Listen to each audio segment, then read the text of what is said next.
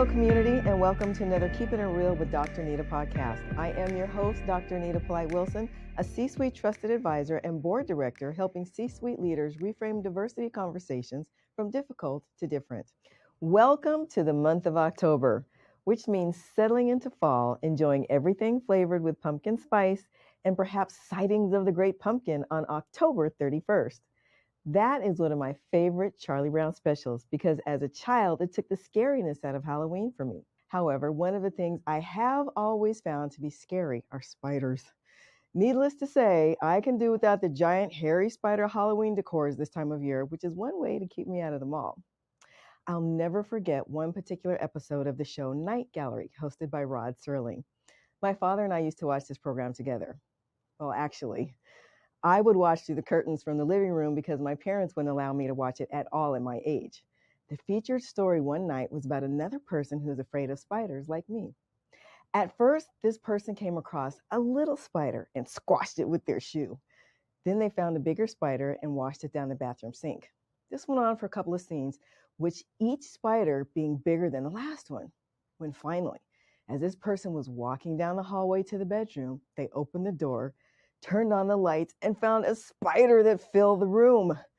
Do you know what happened next?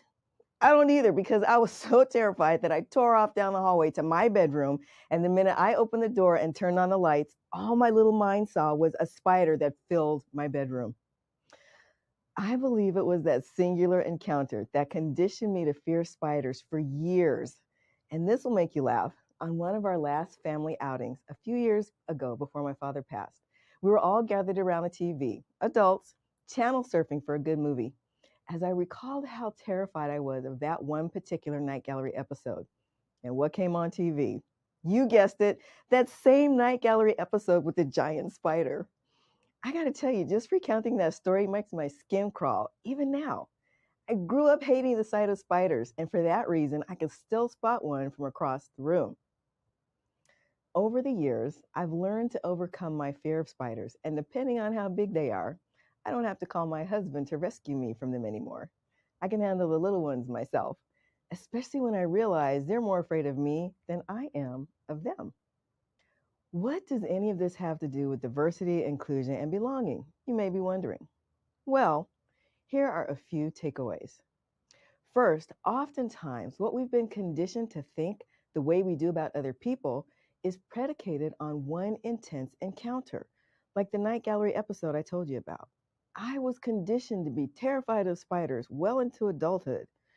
What have you been conditioned to be terrified about concerning other people up until now?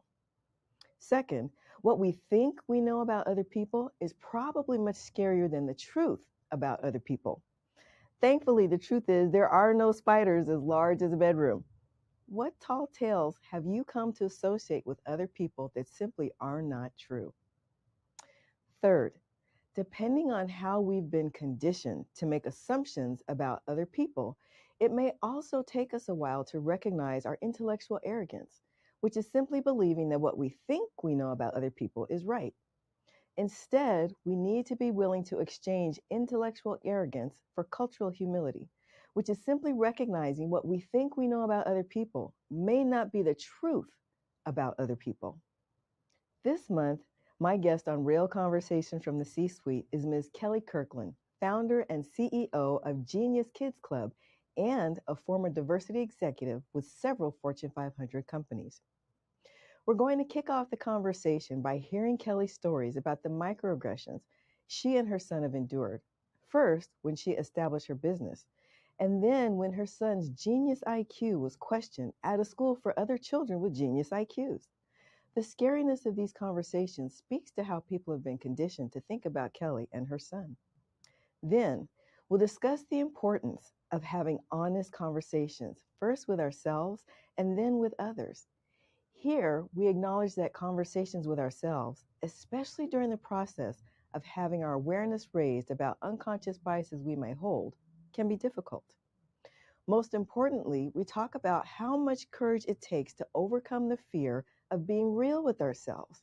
Kelli reminds us that without having the courage to self-reflect and have those honest conversations with ourselves, it's impossible to pursue honest living. I can't wait for you to hear Kelli's analogy about breaking in new shoes and getting comfortable with diversity conversations. Finally, we end on one of my favorite concepts, which is the challenge of becoming comfortable with discomfort. In our conversation here, Kelli and I share a very scary time together, and yet it resulted in one of the most personally revealing conclusions to a conversation I've ever had. It reminds me, once again, that being able to sit with and in my discomfort and fear can lead to great outcomes. If you'd like to listen to this podcast again to help prepare yourself for a real conversation from the C-suite with Ms. Kelli Kirkland, please go to my website at dranita.com and click the Keeping It Real with Dr. Nita link at the top center of the landing page.